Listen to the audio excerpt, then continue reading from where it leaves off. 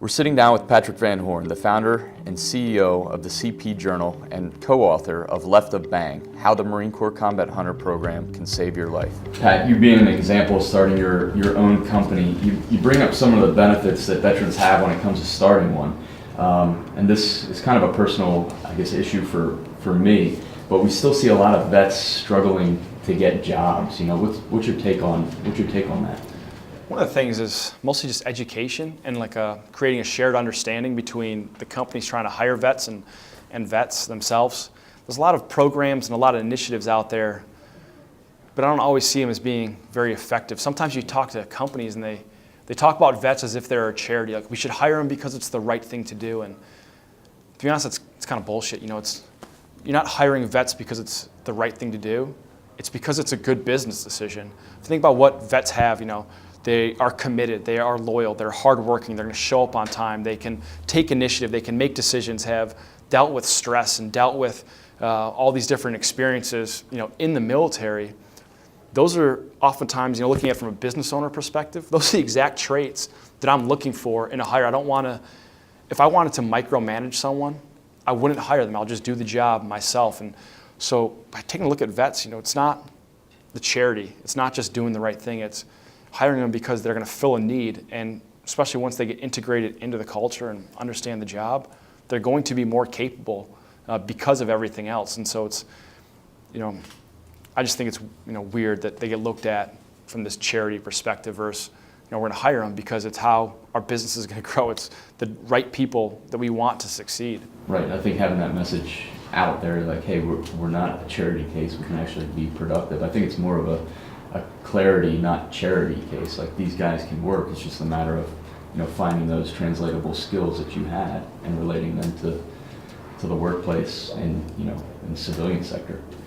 Well, I think vets, you know, it's not just companies' problems or a challenge that companies are dealing with. I think there's things that vets could be doing to make themselves better. Oftentimes, you know, vets have a lot of intangibles, you know, all those things we just talked about, but you know, sometimes they don't have the technical skills. They don't have experience in marketing or in business development or in sales or in finance or accounting, whatever it is that they're doing. And so sometimes it's difficult for, you know, a company to maybe identify those things. And, you know, if a vet's applying for a job, there's probably some sort of competition for him. There's someone who's coming out of that field, coming into that interview with that experience. And so how does a company, I guess, weigh and differentiate between technical experience and, you know, life experience and the values of a vet? And we've talked about this before, but how do you think, you know, that we have the transition program, you know, coming out of the military, but how can your average vet be enlisted or officer? Granted, the officer might have some more experience, might know how to write that resume well, but how can these guys get into the game, you know, and market themselves better to make it easier for that employer to say, okay, this is relatable to what we're doing here? Like, what do you think? I think they need to show that they can get that experience. And when I talk to vets, I'm always preaching to them, you know, just something simple. Start a blog, start a website, show that you can communicate, show that you can articulate your thoughts. And whatever it is that your goal is, I don't care if you're interested in Disney characters, if you can write passionately and effectively about something that's of interest to you, you can start to create the model for even just a very simple business. For me, started writing about Combat Hunter. And from there, I started to look at things. Well, how am I going to get more readers to the site? You know, you start to look and study marketing materials. How can I attract more viewers? How can I grow my business? Once I've got viewers on the site, what can I put together? What can I sell to them that's going to be of value to them? You can look at product and product development and all the other things. And once we start to have product and marketing, how are we accounting for that? What's the legal issues that we need to deal with? And so by even just doing something, just starting a blog, you can gain a lot of the experience necessary to stand out from that person with that technical experience. Right. Don't just sit back and assume that someone is going to see that you're a veteran and think that you're the most qualified person. Show them through your actions that, yeah, I'm going to work harder. Not only do I have deployment or experience overseas and in the military, oh, by the way, I've started this and I've started to learn what marketing is. I've started to look at sales and advertising and everything else that goes into a business. So when you're in that interview, you have something very concrete to show, not just these intangibles and you know, those other skills. I'm a good leader. You know, I was in the military. You know, people assume that stuff, but going out and showing the initiative to get, some hard skills, whether it be taking a class, like a college course, something like that. I think you brought it up, but marketing yourselves, social, going out, whether it be on Facebook, watching what you're putting out there, a LinkedIn profile. So many of my, I guess, fellow Marines and for that matter, all veterans from all spaces, they have this LinkedIn profile and they don't take it seriously. It's like, I'm a military guy, they have a picture with a gun in there, but if you're transitioning, you need to take that stuff a little bit more serious and really, put your resume on there because you could potentially get hired. I look at it as, it's a good thing that, whoever's running HR, for these companies, it's a good thing that they didn't have to serve in the military. It's part of what America is, we're not forcing people to be in the military. So it's, even though you wish that they understood what it meant to be a squad leader in an infantry battalion or a fire team leader or whatever, it's not on them to interpret and translate your experience.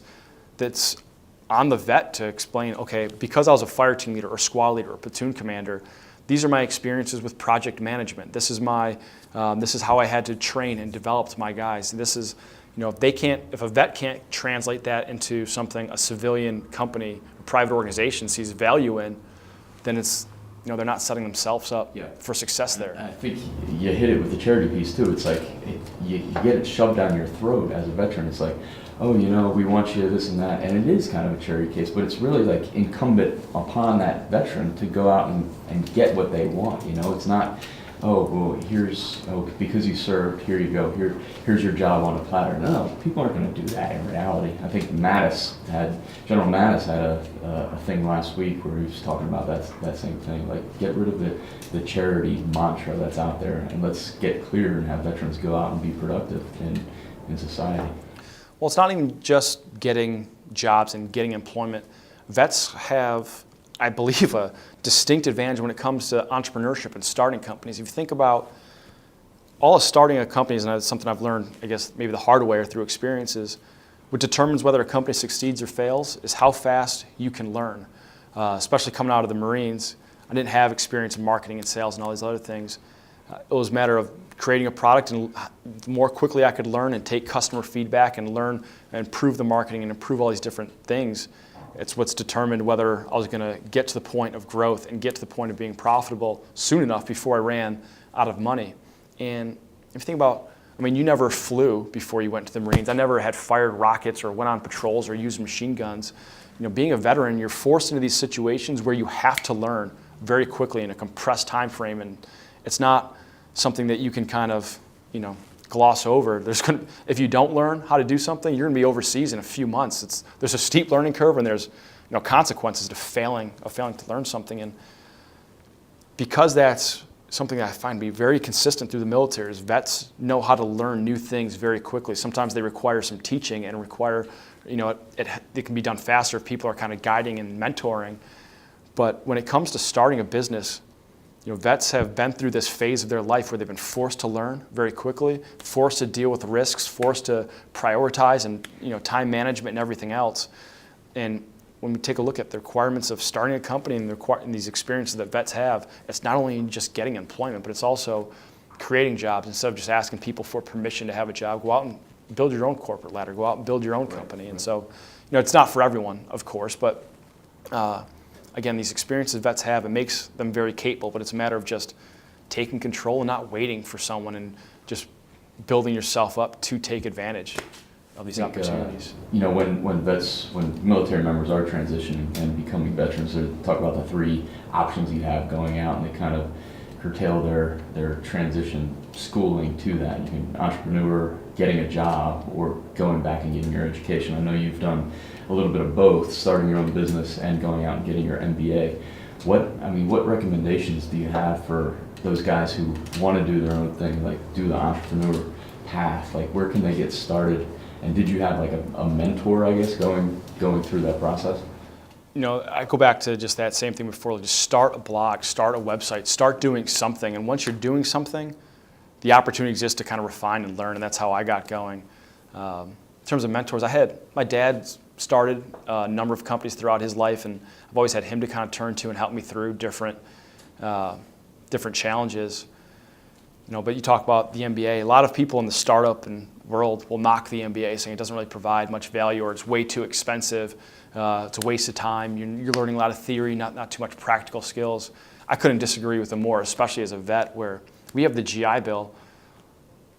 If you choose a school with the Yellow Ribbon program, Fordham, with 100% matching with the Yellow Ribbon program, how do you turn down a free degree? You're telling me that there's no value to getting a whether undergraduate or graduate degree when it doesn't cost you anything, and with the housing allowance and everything else, we're almost getting paid. It's just finding those ways, like, just to learn. It wasn't, some of the challenges that I overcame, some of them I got from experience or learning from mentors and other people I've met, and other things I found were something I learned in a class. Even though people talk about it's so expensive not to vet, and so we can get that value, get that education without the cost, and it provides time to improve the business and improve the marketing and improve all those other. Sure. The juice is worth the squeeze in that aspect. I mean, you have guys who are coming right out of Afghanistan or transitioning out of the military, and they need that transition time, if you will. And I think going back and getting your education, whether it's an MBA, business, whatever you might want to go do, it's a good opportunity. You guys need to take advantage of it. Absolutely. Yeah. Absolutely. Well, it was good talking about veterans issues.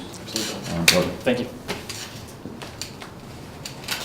Pat has talked a lot today and given us a lot to think about. Through Reading Left a Bang, we can be excited and hopeful that through this training, tragedies can be prevented and lives saved.